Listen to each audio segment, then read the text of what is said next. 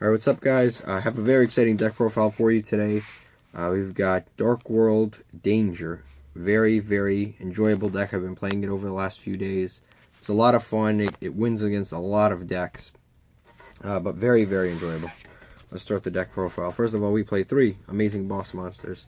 Grapha. When he's discarded, lets you destroy a card on the field, and additionally, you can target a Dark World monster on your field, return to the hand, and special summon this from the graveyard. Very, very good for looping. We've got three copies of Brow, Huntsman of Dark World. When he's discarded by a card effect, you can draw a card. If it's your opponent's card effect, you draw two cards, but that rarely comes up. We've got two copies of Beige. When he's discarded, you get to special summon You just special summon himself. We've got three copies of Snow. When she's discarded, you get to search, which is very good. It lets you search any Dark World card. Includes Dark World Dealings, Grapha, Beige, even the field spell searches like anything. Alright, then we've got the Dangers. We've got three copies of Bigfoot, three copies of Thunderbird. We play as many level 8s as we can. Uh, this one destroys a face-up card when it's discarded. This one destroys a smaller trap card. When we play three Nessie, this one when it's discarded lets you add from the deck to hand a danger monster. Whoops, mistake there. One Chupacabra lets you special summon a danger monster from the graveyard. This one is okay, but it's cool because it has synergy because it's a fiend. But it's somewhat good. There are better dangers, but I like to have as many names as possible so I can keep activating them. We've got three copies of Danger Mothman. This is one of the best for this deck because even if it goes wrong, it still lets you draw a card and discard a card, which is really good. We've got three copies of Jackalope. This again is very, very good because it lets you get the level 8s out onto the field, which is really cool. Or it can, yeah, level 8s are usually what you're going to want to go for. Then you've got the Danger Tsukinoko. I have three of these, but I don't.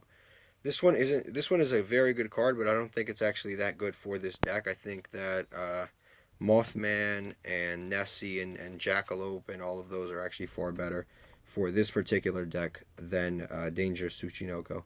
But it is a very good. It's good. It's better for Burning Abyss than it is for this deck. Then we've got three copies of Dark World Dealings. Lets you draw a card, discard a card. One copy of the Gates of Dark World. I play this at one because it's searchable with Snow, and not only that, you will usually go through half your deck anyway. This deck has so much draw power, so much filtering. You really don't. You don't need to play more than one that I found. I play one copy of Card Destruction because it's like a blowout card. Two copies of Trade In. Again, just draw power. Two Drag Down by the Grave. Great for getting rid of hand traps and stuff. Two Allure of Darkness and two Twin Twisters. I'm only playing two Twin Twisters because of the Mystic Mine, Altergeist, all of those Floodgate decks that are sort of annoying. Usually you don't need to play them because you have all these other cards that get rid of Floodgates. You have three Thunderbird, you have three Bigfoot, so you don't usually need them in theory.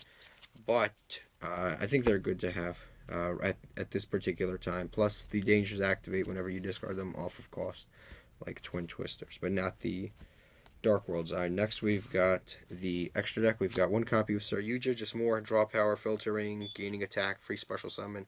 One copy of Wee Witch, might bump it up to two. One Decode Talker, one Borlo Dragon, one number 38, a Heretic Sun Dragon, Galaxy Eyes Full Armored Photon Dragon, number 107. Galaxy Eye Cypher Dragon to go for the kill. Lancelot, because he negates, so you can sometimes get a Lancelot and a Hope Harbinger. Or is it? Yeah, Hope Harbinger Dragon.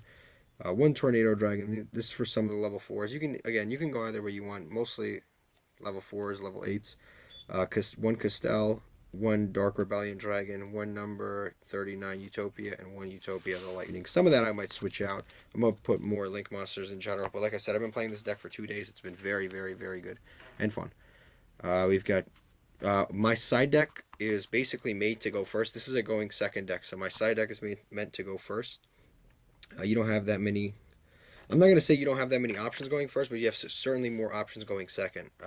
So let's start that up. We've got two copies of Danger Zone. This card is very good. It's like Graceful Charity.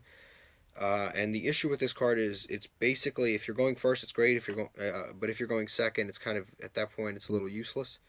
But the great thing about this card that people don't realize it's also an interruption card because you activate it during your opponent's turn, and you can discard stuff like Thunderbird, stuff like Bigfoot. You can summon stuff, draw a card, discard a card. You can use a bunch of effects that will actually interrupt your opponent during their turn, which I think is very, very good. Plus, it lets you draw. So it's good going first, but it's useless going second. That's why I only play it at 2 and in the side deck, because this deck goes second. Got 1 copy of Skill Drain, very good. None of our effects activate on the field for the most part. 3 copies of Evenly Matched for the Mystic Mind, True Draco, that kind of matchup. We've got 3 copies of Red Reboot against back row decks again, because you can OTK easily. You just Red Reboot them and go for the kill immediately. We've got 3 copies of There Can Only Be One. You have like a million different monsters. You just activate it during your opponent's turn. And then we've got Goes in Match, which all your monsters, except for your extra deck, are all 100% dark. So you've got, basically in the side deck, you have a bunch of Floodgates, and Red Reboot just to win against back row decks when you go second, and Evenly Matched to blow people out. But basically, it's a 100% trap card side deck. I don't play any hand traps. I think this deck can actually play very well through hand traps. You don't particularly need to play hand traps of your own. You don't really need Called by the Grave, I don't think. I think it's fine the way it is. I've enjoyed it. If you have any suggestions, please let me know. And again, thank you for watching. Subscribe. We are very close to the end.